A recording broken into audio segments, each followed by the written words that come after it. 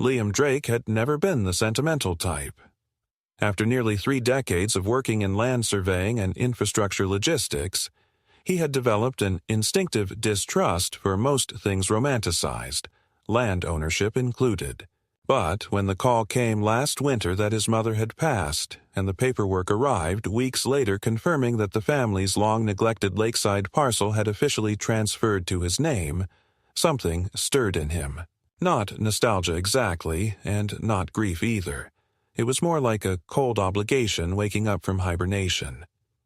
He hadn't set foot on that land in over 20 years, hadn't seen the lake since he was a much younger man, but he remembered it well. The stretch of pine-framed shoreline, the way the fog sat low in the mornings like a wool blanket, the quiet stillness that made the whole world seem paused. It was the last piece of anything tied to his father, a man he barely understood and never tried to emulate, and now it was all his. It felt like holding an unfamiliar heirloom in your hands, weighty, beautiful, and utterly undeserved. Oh.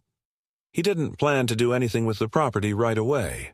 His first thought was to sell it, quickly and quietly, just one more line crossed off a long list of tasks that came with handling the estate. But after months of paperwork, probate delays, and the emotional exhaustion of sorting through his mother's things, Liam found himself unable to finalize the listing. Every time he opened the satellite view on his laptop and saw the mirror-like surface of the lake nestled between untouched woods, he hesitated. There was a stillness there, a promise of solitude that he hadn't realized he craved. He was burned out, retired on paper, but restless in spirit. For a man who had spent most of his life measuring other people's land to the centimeter, there was something poetic, almost ironic, about finally sitting on a piece of earth that was his alone. In late April, he packed up his truck with camping gear, survey tools, a generator, and enough canned food to last him a week. He didn't tell anyone where he was going. He didn't owe anyone that. The plan was simple. Camp out by the lake, clean up whatever overgrowth had taken over, take some new measurements, and figure out whether it made sense to renovate, sell, or keep the place as a retreat. No drama. No community meetings.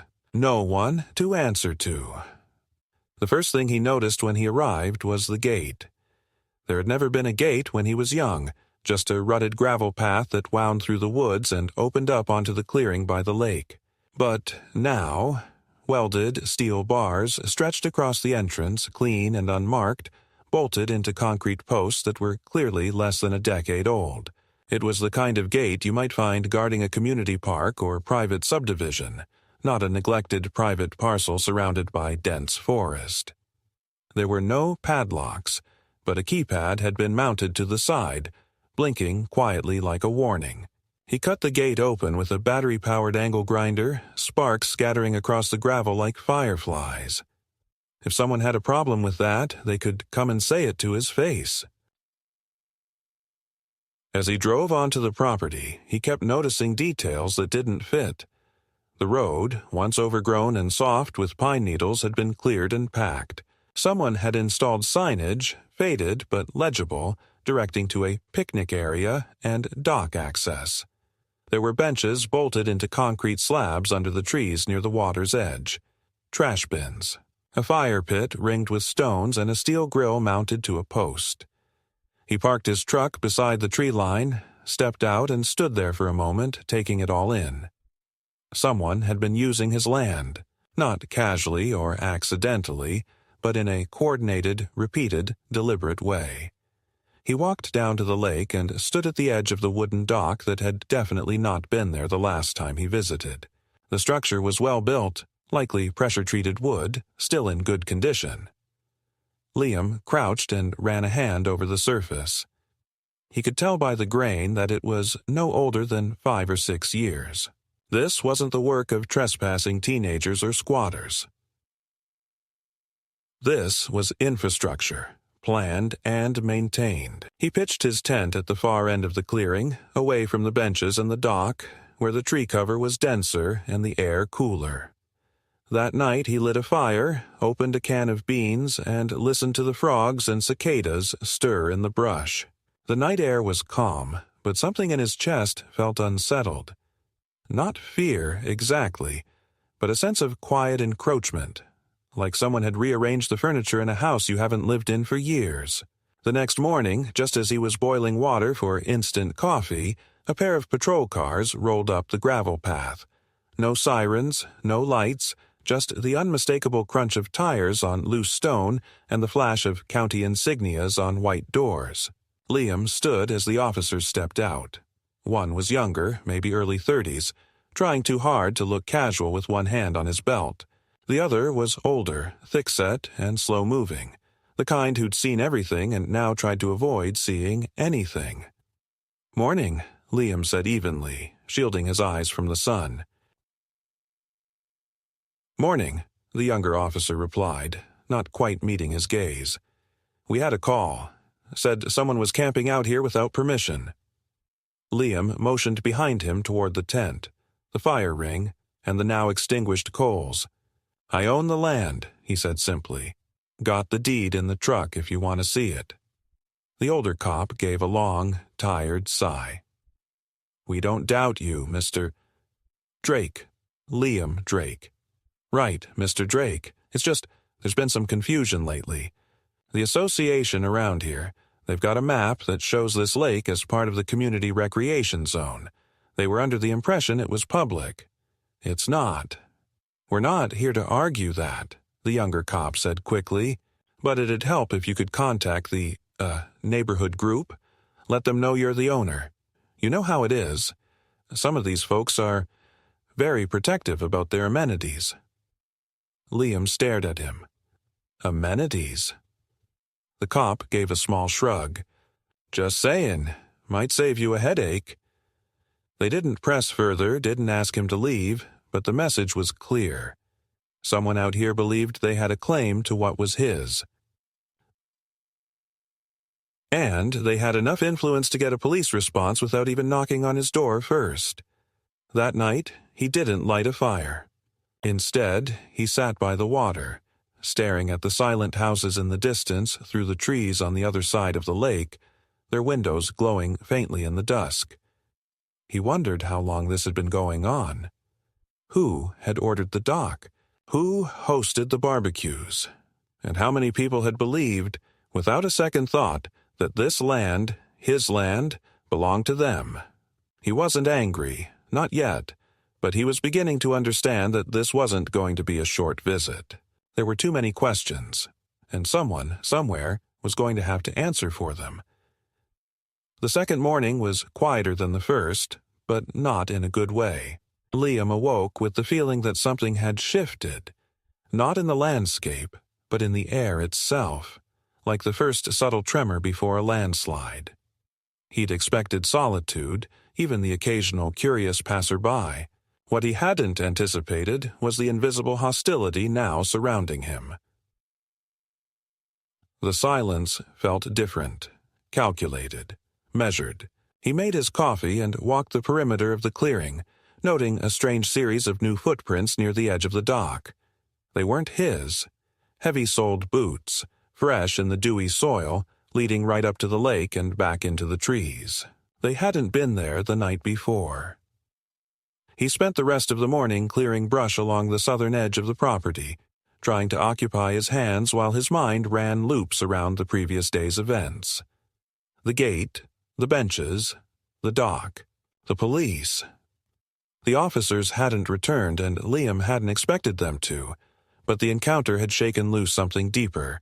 If people believed the lake was public, it wasn't because they were misinformed. It was because someone had led them to believe it. And the infrastructure he'd found didn't just appear overnight. This had been coordinated, deliberate. Someone had spent money, real money, developing his property without his knowledge. Around midday, as he was preparing to map out a section of the land near the north tree line, he heard the sound of tires crunching slowly over gravel. This time, it wasn't police. A black SUV, tinted windows, and a chrome badge on the grille crept into view and rolled to a stop just outside the clearing. Liam remained where he stood, sweat dripping from his brow as he adjusted his gloves and took in the sight. The passenger door opened, and out stepped a woman in a beige linen suit and oversized sunglasses. She moved with the confidence of someone used to managing people, or at least being obeyed by them. "Mr. Drake," she called out as if she were greeting a staff member, not the rightful owner of the property. Liam didn't move. "And you are?" The woman smiled tightly and walked closer, stepping over twigs and rocks with surprising grace in her heels. "Karen Whitmore. I'm the chairperson for the Community Management Board. We oversee the recreational spaces for the Meadow Lake neighborhood." She stopped just short of the fire ring, her smile still locked in place. "I believe there's been a bit of a mix-up." Liam removed one glove and wiped his palm on his pants before shaking his head slowly. "You people keep saying that, but I don't think mix-up quite covers what's going on here." Karen tilted her head, her smile sharpening slightly. "I understand this must be frustrating, especially coming back to a property after so long. You've been away, what, 20 years? Liam narrowed his eyes. "How would you know that?" "It's a small community, Mr. Drake," she replied smoothly. "We try to keep up with local land ownership for planning and safety purposes. No one was trying to be deceptive. When your mother passed and there was no activity on the parcel, the association assumed it had reverted into disuse. We didn't realize it remained in private hands." "That's convenient," he said flatly, "because this land has never been anything but privately owned. And if someone had checked the title, or even bothered to send a letter, they'd have known that." Karen's face didn't change, but her voice cooled by a few degrees. "You're right. In hindsight, it would have been wise to confirm. But the infrastructure was installed under the assumption that the land was part of a public easement. We've maintained it for nearly 7 years now. The community has come to rely on it. It's used for summer events, seasonal markets, even wedding photos." Liam gave a short laugh, dry and sharp. "You're telling me you've been running events on private land for 7 years and no one thought to ask who it belonged to?" Karen's smile thinned. "Let's be practical. If you're planning to sell or develop the property, this could complicate things for everyone. But if you were open to some form of easement agreement or community usage clause, we could offer financial consideration. Something fair." "Fair," Liam echoed, his tone glacial. "You're offering to pay me to keep using my land after you've already been using it without permission?" Karen didn't flinch. "It's the most equitable option. Otherwise, well, things could become adversarial, and that helps no one." "I'm sure." Liam turned away from her then dismissively and walked toward the tent. "This conversation's over." "You may want to consider the optics," Karen called after him. "The community doesn't take kindly to disruption, and some of your neighbors already think you're being difficult." He didn't respond. He didn't need to. The moment she said optics, he understood the game she was playing. This wasn't about legality. This wasn't about property. It was about perception, control, and keeping the machinery of the neighborhood running uninterrupted, even if it meant rolling over people like him. That evening, when he returned from the tree line after setting motion cameras, he found a laminated notice pinned to a wooden stake in the middle of the clearing. It was printed in bold red font and bordered in caution stripes. "Warning: unauthorized use of community space is prohibited. Trespassers will be reported." There was no signature, no seal, just the implication. By morning, the road leading into the property had been blocked again, this time by a row of orange construction barriers and a sawhorse sign that read, "Temporarily closed, community maintenance in progress." Someone had gone to the trouble of hauling them out in the night and setting them up where the gate had once stood. Liam didn't touch them. He just stood there, staring at the sign, his jaw tightening. The message wasn't about maintenance. It was a line in the sand, drawn by people who had no legal right to do so, but every social tool to enforce it. He was no longer just a landowner. He had been reframed as an intruder, a disruption, a problem to be managed. Later that day, his phone rang. It was a lawyer friend from 2 towns over. She sounded tired. "I got a weird call from a paralegal I know," she said. "Some management board here is making noise about unresolved jurisdiction on a lakeside parcel. They're talking about petitioning for adverse possession." Liam gritted his teeth. "They're not wasting time." "No, they're not. And if they're serious, you need to get a proper survey filed. You need to establish occupation. And you need to stop treating this like a misunderstanding. It's a land grab, Liam." He knew she was right. Whatever illusions he had about fixing this with a conversation were over. The line had been crossed, and it wasn't going to be erased with pleasantries or compromise. As the sun set on the 3rd night, he sat at the edge of the dock that shouldn't have been there, staring into the dark water, thinking not about what had been taken, but about what had been assumed. They hadn't just trespassed on his land. They had rewritten the narrative to pretend it had never been his to begin with. That was the real danger. Not the theft, but the erasure. And Liam Drake had no intention of disappearing quietly. The following week brought no reprieve. The moment Liam started to believe things had reached some tense but manageable plateau, the situation mutated into something more insidious, less a dispute and more a calculated campaign. It wasn't just that the barriers remained at the entrance of the property, or that Karen and her polished SUV had vanished without follow-up. It was the silence that followed, the kind that hummed with unseen activity. By Tuesday, the rumors had started to drift back to him through indirect channels. Tradesmen who wouldn't return his calls, a supply order he'd placed at the nearby hardware depot now suddenly on hold, and a neighbor across the lake who refused to make eye contact as he packed up his fishing gear and left the dock without a word. He wasn't surprised. Karen had warned him, veiled threats dressed up as neighborhood diplomacy, but it was the speed of the shift that struck him. Like someone had flipped a switch, and the polite fiction of miscommunication dissolved into a kind of cold administrative exclusion. He'd seen it before, in planning departments and zoning boards, how soft power works. No doors slammed, no voices raised, just polite refusals, shrinking access, shifting policy language. You weren't forced out, you were slowly disassembled. What caught him off guard, however, was the envelope. It arrived on Wednesday morning, placed neatly on the windshield of his truck, despite the fact that he'd parked it deep in the tree line the night before, well away from the road. No tracks, no sound during the night, no security footage showing the approach. The envelope was plain, unmarked, sealed with a single piece of clear tape. Inside was a folded map. Not a topographical map or a survey printout. This was a hand-marked community map from what looked like a local development brochure. Certain areas had been circled in red. The lake, the picnic zone, a stretch of trail that bled directly into the south side of Liam's property. Over that section, written in tight, confident handwriting, were the words, "Planned Phase 3 Integration."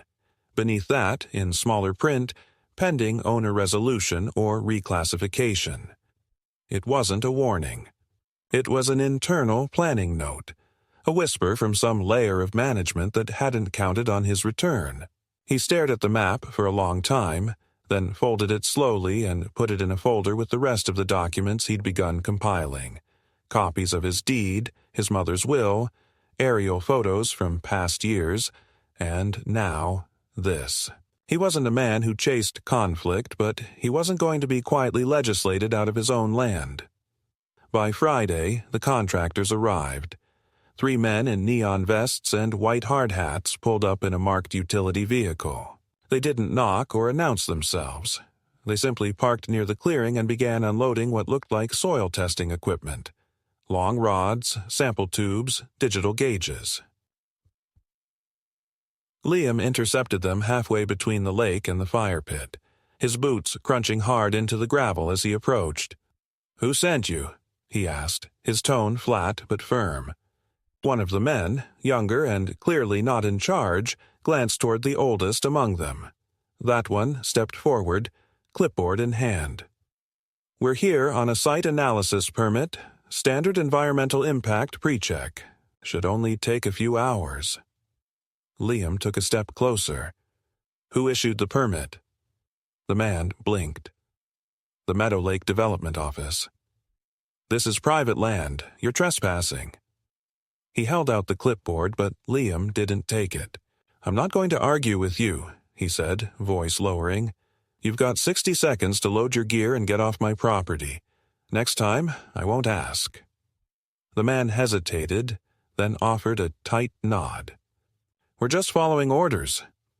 "That's the problem," Liam muttered as he watched them scramble back to their vehicle. He waited until the truck disappeared down the road, then walked the area they'd disturbed.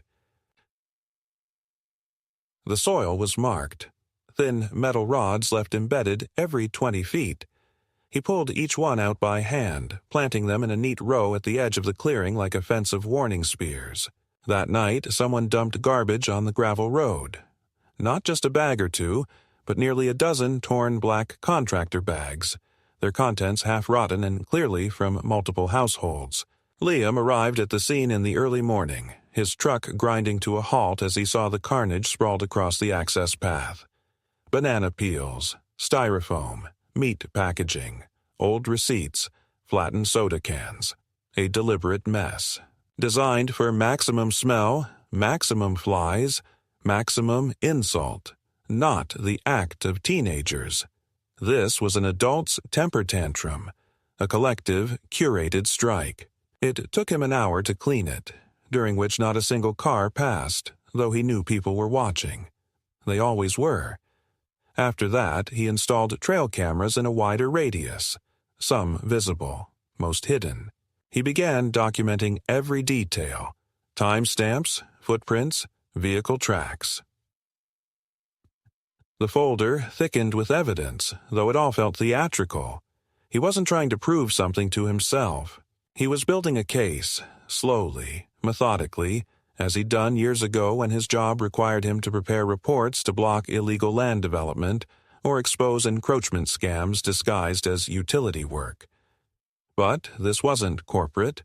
It was personal, and it was tightening around him. The final blow came Saturday morning. Liam had left early to meet with a county surveyor, an old contact who'd agreed to perform an unofficial review of the current parcel boundaries. They spent 3 hours walking the property, marking with GPS equipment, cross-referencing satellite overlays. Everything aligned: his title, the markers, the maps. No overlap, no errors. His land was his land. When he returned, he found his tent slashed open. Not entirely destroyed, but cut in 3 deliberate vertical lines along the front flap, just enough to make it unusable without completely gutting it. A message. Not vandalism out of rage. A surgical gesture, designed to disrupt and warn. Next to the fire pit was a new stake in the ground. Attached to it was a laminated notice, identical in design to the last one but with a single change. This time it read, "Final warning issued." He didn't touch it, didn't rip it down. He stood there for a full minute, breathing slow and measured, staring at the sign as if it might blink or whisper. Then he turned, walked back to the truck and retrieved the sealed envelope containing the documents he'd been collecting. He placed it in the front seat, along with a voice recorder, a memory card, and a new legal pad.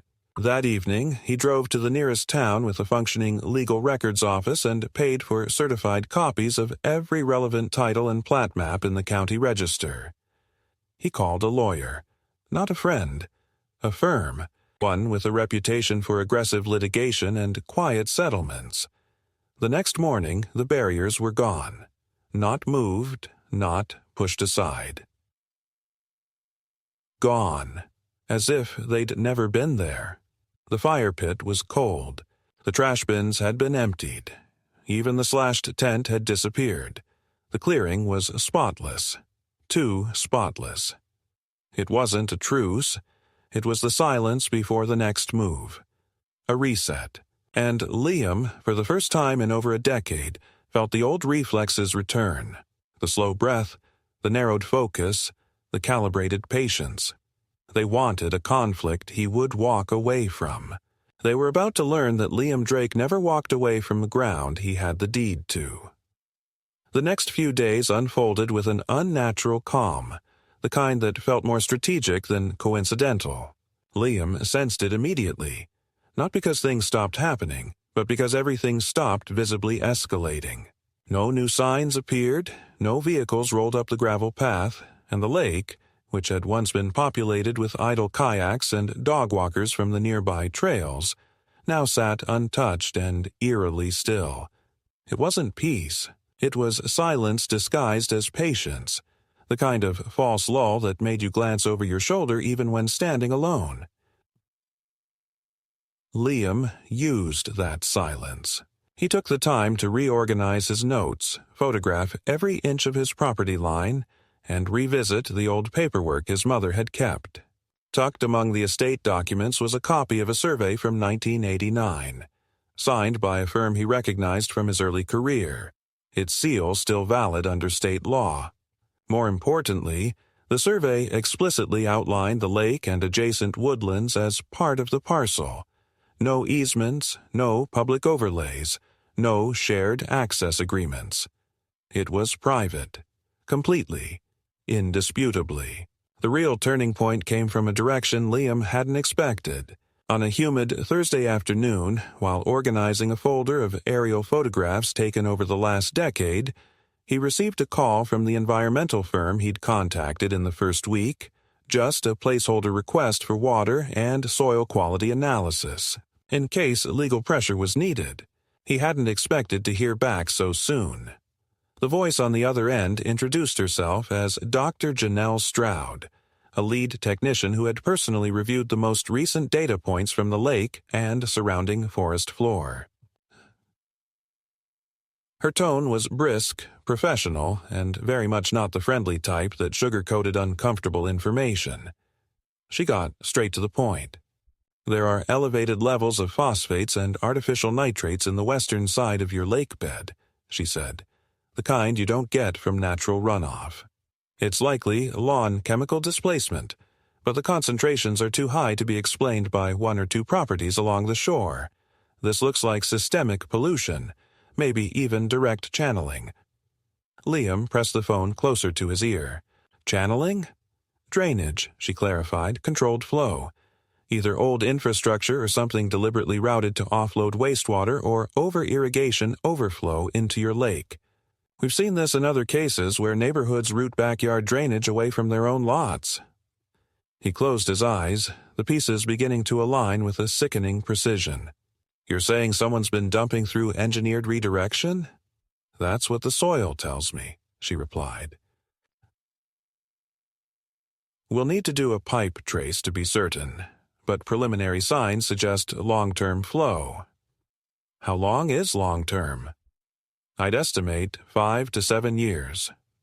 He thanked her, hung up, and sat in the front seat of his truck with the door open, staring at the water line. His thoughts were methodical, layered over years of professional instinct and quiet rage. This wasn't just a battle over space, over optics, or community convenience. This was damage, environmental, long-term, and possibly criminal. It reframed the issue completely. They hadn't just used his land, they had externalized their waste onto it, concealed it, and built a public image of lakeside charm over the rot. He wasn't protecting property now. He was sitting on contaminated evidence, and the question shifted from how to defend the land to how far they'd go to keep the pollution quiet. He contacted the environmental firm again and commissioned a full trace, paid out of pocket and at rush rates. He didn't have time for bureaucratic caution. Over the next 48 hours, their team arrived with ground-penetrating radar and magnetic sensors. By dusk on the second day, They'd flagged 3 potential subterranean channels. One ran from the base of the trail system where community landscaping trucks regularly dumped clippings and waste. Another pointed toward a maintenance shed across the western hill, one owned by the same management board that had insisted the land was a shared resource. The third line connected directly to a culvert that, on paper, should have drained into the public runoff system over a mile away. But here, it ended behind the tree line of Liam's lot, feeding a stream that vanished beneath his dock. It was textbook redirection, unmapped, concealed, but intentional. That night, Liam sat with the printed charts spread across his truck's tailgate, the ink smudged slightly from the damp air. He felt the weight of something irreversible settle into his chest. They had gone from nuisance to liability. If he pressed this forward, it wouldn't just be a civil suit or a property dispute. It would be a regulatory investigation. It would pull permits, expose falsified reports, and potentially implicate contractors, board members, maybe even city clerks who turned blind eyes to inspection gaps. But the worst part wasn't what he discovered. It was how unsurprised he was. Somewhere deep down from the moment he saw the dock, he'd sensed that the rot wasn't just on the surface. It had roots. Still, the choice wasn't really a choice. He wasn't a man built to bury evidence just to keep peace. The next morning, he contacted his attorney again and laid out everything. The woman listened without interrupting, then asked a single question. "Do you want to settle quietly or burn it all?" Liam answered without hesitation. "Burn it." The following day, a cease and desist letter was delivered to the board office, via courier, with attached documentation of the drainage data and a formal request for environmental remediation. Within 24 hours, Liam received an email, not from Karen, but from a board-appointed attorney requesting a meeting to discuss mutually beneficial terms before formal litigation. The message was cordial, overly polite, but beneath it, Liam could feel the anxiety, a machine caught with its gears exposed. And yet, he didn't respond. He wasn't looking to negotiate anymore. They had poisoned his lake. Now it was his turn to dig deeper, not just into the ground, but into their structure, their funding, their claims of jurisdiction. Because if they were willing to hide this, then it was only a matter of time before they had something else buried. And he planned to bring it all to the surface. By the time the second week rolled around, any illusion of civility had fully evaporated. Liam wasn't dealing with a simple land use disagreement anymore. What had begun as an apparent boundary misunderstanding had unfolded into something far darker, deeper, and more organized. A systemic abuse of power fueled by bureaucracy, money, and quiet manipulation. The silence from Cairn and the board in the days following his environmental discovery wasn't retreat. It was recalibration. He could feel it in the air, like static before a storm, and when the response finally came, it wasn't a letter, a visit, or a phone call. It came in the form of a tactical escalation disguised as legal maneuvering. It started with a motion filed with the local zoning commission, public, on record, and meticulously crafted to sound benign. The motion proposed a temporary reclassification of disputed properties bordering Meadow Lake Reserve, pending a jurisdictional review of historical easement rights and municipal annexation options. On paper, it didn't mention Liam's name or his parcel number, but the boundaries described in the attachments made it unmistakable. His lake, his forest, his clearing, they were attempting to create a buffer zone, a legal gray area in which ownership could be frozen while a board of review assessed usage history and community reliance factors. It was the bureaucratic equivalent of freezing his assets. They weren't coming with torches. They were coming with paper. The timing was precise. It was filed at the end of business on a Friday, ensuring Liam would see it too late to respond that week. But he was already ahead. His attorney, now fully on board and combative, had flagged the filing within hours and prepared a counter-motion over the weekend. The problem wasn't the motion itself, it had no teeth yet, but what it signaled. They were testing the system's tolerance, seeing how far they could stretch a procedure without formal notice. That meant one thing. Someone inside the zoning commission had been primed, persuaded, or pressured. Simultaneously, things on the ground turned openly hostile. The night after the motion went public, Liam's truck was keyed across both sides, deep, deliberate gashes that ran the length of the body, as if made with a construction nail. His trail cameras picked up movement but not faces. Hooded figures, fast-moving, working in pairs. They didn't vandalize the camp again, didn't damage the equipment, didn't confront him directly. They wanted him to know they could get close, make a mess, and leave without consequence. It wasn't violence. It was theater. A performance, for one. Worse still, rumors began filtering into neighboring properties. One of Liam's former colleagues who lived half an hour away called to say his name had come up at a civic club meeting, described as a problematic outsider stirring up friction and challenging long-established norms. It was said with concern, not mockery, but it confirmed what Liam already suspected. The board wasn't just reacting. They were shaping narrative, preemptively positioning him as a threat to community harmony, a belligerent squatter exploiting legal loopholes to hurt local families. It was classic inversion, painting the intruded upon as the intruder. He responded not with outrage but with escalation. The environmental firm began Phase 2 of their trace, expanding from soil and water analysis to include a scan for structural anomalies, buried lines, unnatural elevations, materials inconsistent with native terrain. Within days, they found it. A concealed utility box buried beneath a manhole cover that didn't appear on any municipal maps. It was located just outside the legal border of his land, on the narrow corridor the board had claimed as shared trail access. When engineers opened it, they found old electrical routing spliced into newer cabling, most likely installed during a maintenance upgrade 6 years earlier. It connected to uplights on the trail, a pump system near the lake, and, based on residual traces, a wireless signal booster disguised in a nearby tree. It was evidence not just of trespass but of infrastructure investment, paid for, installed, and maintained without permits on land they had no legal title to. More critically, it was a security breach.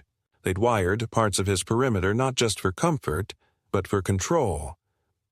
With this new information, Liam's attorney filed a petition for injunctive relief, demanding immediate cessation of all usage and interference by the board or its affiliates. Alongside it, they included a packet of environmental violations, footage from the manhole site, and a signed affidavit from the head technician confirming unlawful installation. This time, the board's response was not subtle. 3 days later, Liam returned to his site after a supply run to find the access road barricaded not with signs or cones, but with stacked wooden pallets bolted together and covered in sharp metal fragments. Someone had built a primitive blockade overnight, hammered it into the gravel, and left no markings, no warnings, and no explanation. When Liam attempted to clear it, a drone appeared overhead, buzzing low, its lens unmistakably pointed in his direction. It hovered just long enough to ensure its presence was registered, then zipped away in the direction of the community's maintenance facility. He didn't touch the blockade again. He photographed it from multiple angles, documented the drone sighting, and added both to the ongoing case file. That night, he camped inside his truck, windows cracked for air, his sidearm holstered and within reach, not because he expected violence, but because he refused to be unprepared. They weren't trying to win. They were trying to exhaust him. But Liam wasn't built to be worn down. He contacted the local press. Not a national outlet, not some faceless media chain, but a regional environmental journal known for covering land use and municipal overreach.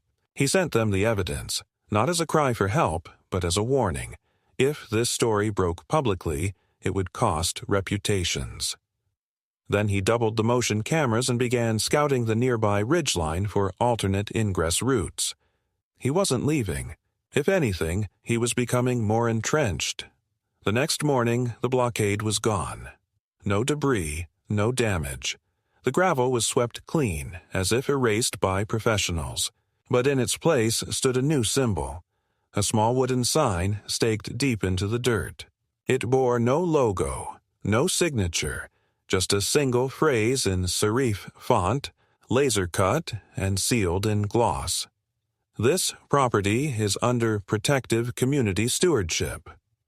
Liam stared at it for a full minute, not out of confusion, but out of respect for the audacity. Idioim. They were rewriting reality in real time, dressing theft as guardianship, twisting legality into community ethos. It was elegant, almost beautiful in its precision. But it wouldn't hold. Because Liam Drake didn't play to maintain balance. He played to expose the fault line and make it impossible to ignore. And they'd just given him another crack to widen. By the third week, the legal conflict had grown too large to remain under wraps. What had begun as a quiet land dispute had metastasized into a volatile situation involving potential environmental violations, illegal infrastructure, and property interference that could no longer be managed through internal board meetings or quiet conversations. Liam's evidence was too thorough, too well documented, and, perhaps most damning of all, too easily verifiable. The environmental reports alone, once delivered in full, made it impossible for the local jurisdiction to look the other way. Phosphate saturation in the western runoff zone was measured at levels consistent with prolonged chemical displacement, and the subsoil around the unregistered manhole indicated the presence of synthetic backfill material. Industrial in origin, not natural to the forest terrain. Oh, that detail, so minor, so technical, was the one that finally triggered formal oversight. Within 48 hours of the findings being submitted, the county's Environmental Regulatory Agency issued an investigative notice and dispatched a team to conduct a parallel review. The moment officials stepped onto Liam's property with clipboards and tagged vests, the dynamic changed. The board was no longer just dealing with a landowner. They were dealing with a state investigation. Liam watched them from a distance, his arms crossed as the agents fanned out along the southern edge of the lake, scanning, sampling, cross-referencing GPS logs with the ones his private firm had already filed. They didn't speak much to him, and he didn't press them. He understood their role. But when one of the lead agents returned to his truck to cross-check aerial data, he quietly asked Liam one question. "How long have you known?" Liam didn't answer directly. He didn't need to. That afternoon, while regulators walked the land and cameras captured the first official images of what lay beneath the scenic lakefront, Liam's attorney filed an updated complaint in district court, elevating the case to include not only civil violations but environmental abuse and property sabotage. In parallel, they issued a subpoena request for internal board communications, specifically any emails or memoranda referencing Phase 3 integration, land annexation efforts, or coordination with private contractors regarding maintenance access to non-owned parcels. The pressure, once vague and localized, now snapped into sharp national focus. The board had been operating under the assumption that Liam's resistance would remain isolated, that he could be managed through exclusion, gaslighting, and slow attrition. But they had underestimated the discipline of a man trained to document, to verify, to construct undeniable evidence brick by brick. That night, Liam's camp was quiet. No drone, no signs, no movement from the forest beyond. But a black SUV was seen parked a quarter-mile down the ridge road. Lights off, engine silent. It didn't approach, didn't make contact, didn't even move until nearly dawn. He made note of the license plate and logged it in his record book. No threats had been made, but the atmosphere had changed. They weren't attacking anymore. They were waiting, watching, hoping he'd blink first. He didn't. Instead, the next day he returned to the county land records office. There, with the help of a retired clerk who remembered his father, Liam obtained archived survey files from the original parcel registration, back when the area was still unincorporated woodland and the idea of a community management board didn't even exist. In those documents, preserved in fading ink and brittle folders, he found an annotation that changed everything. It was a clause, handwritten in the margin by a now-deceased county surveyor, noting that Lot 47, Liam's parcel, borders protected watershed territory. No utility routing without explicit consent of deed holder. That clause had never been amended. No override, no exceptions. It predated the board, the neighborhood, and every zoning overlay they had since manufactured. He scanned it, notarized it, and attached it to the updated court file. By the end of that week, the board's lawyer, now visibly agitated and less composed, reached out to propose mediation. It was not an offer of surrender, but a desperate attempt to reframe the conflict as an administrative misunderstanding. They wanted to talk terms, usage rights, compensation, quiet remediation. They wanted to bury the issue before it buried them. Liam declined, not cruelly, not theatrically, just directly. There was no longer anything to negotiate. The facts were out, the evidence was filed, the agencies were active. The next morning, something unexpected happened. A maintenance worker from the board, young, mid-20s, nervous but purposeful, approached Liam's site. He didn't come armed with tools or paperwork. Instead, he carried a flash drive and a folder sealed in plastic. Liam, cautious but curious, received him quietly. The man spoke in low tones, eyes darting toward the trees. "I shouldn't be doing this," he said, "but you should see what's in there. They've known for years. About the runoff, about the cables, all of it. The whole area's marked as leveraged ground in their internal development plan. They even named your lake in the marketing materials for the new cluster build-out. Scenic access, community-owned shoreline. They've been selling what wasn't theirs." Liam took the drive and the folder, said nothing, and let the man walk away. Inside the folder were printed maps, contractor emails, and a draft proposal for rezoning the entire southern ridge, including his parcel, as a municipal greenbelt transition zone, under community oversight. The proposal had been circulated internally, but never made public. The flash drive contained presentation slides, photos of construction staging areas, and estimates for rerouting the drainage to adjacent properties if landowner compliance remains unavailable. Compliance, not cooperation, not negotiation. Compliance.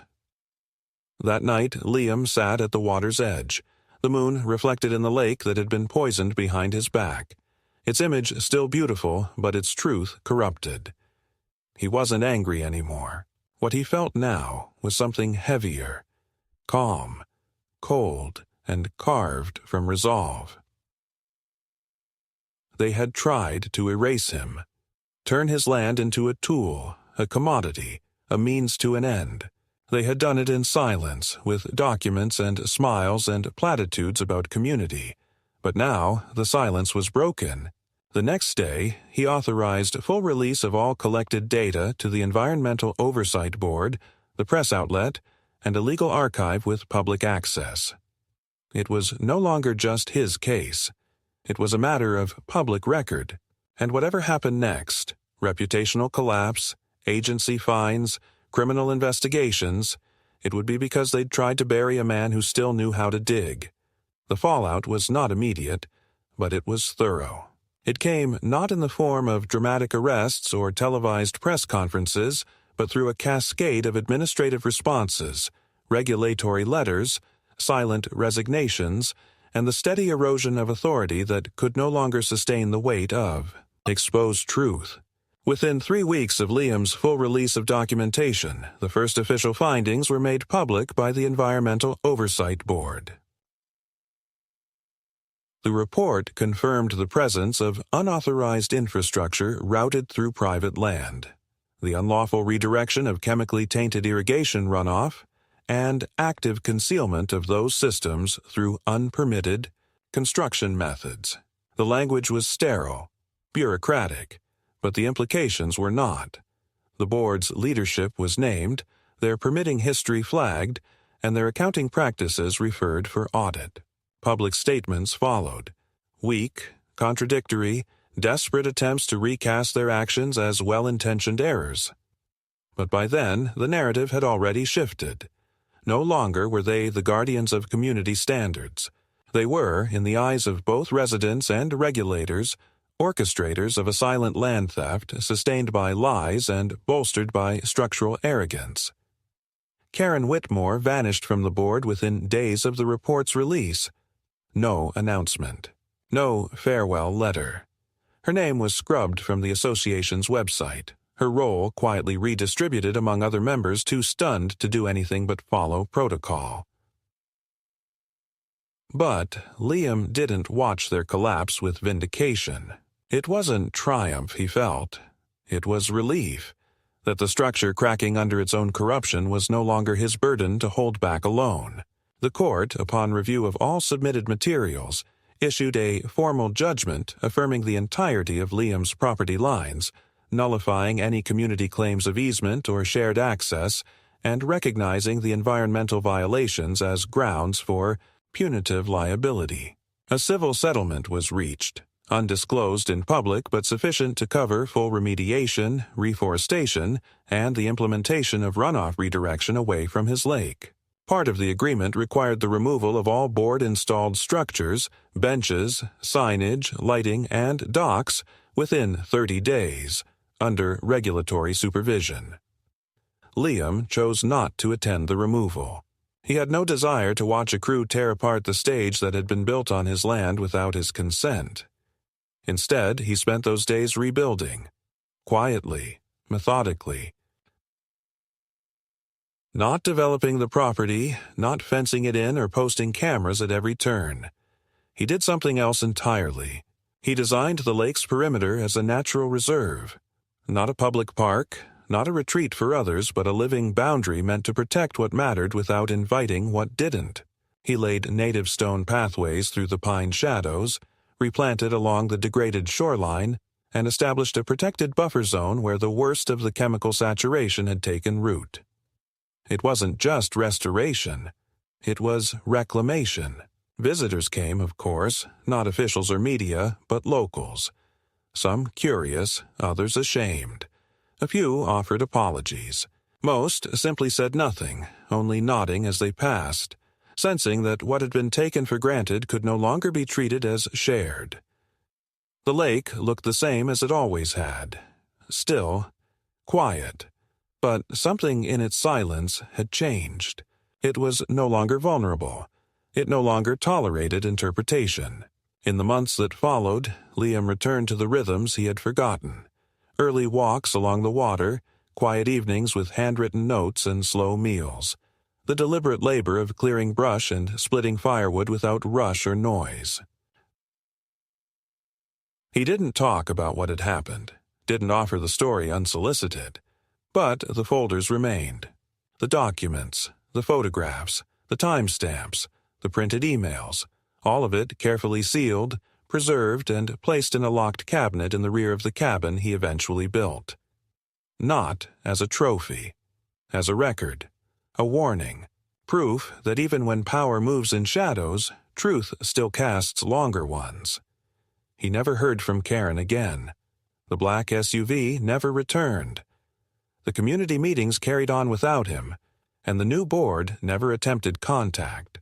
A notice was quietly posted months later, stating that the shared access path to the Southern Trail Network has been permanently rerouted due to environmental preservation requirements. That was the closest thing to an apology he would ever receive.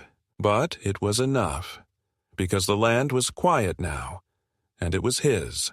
Fully. Finally. Undeniably.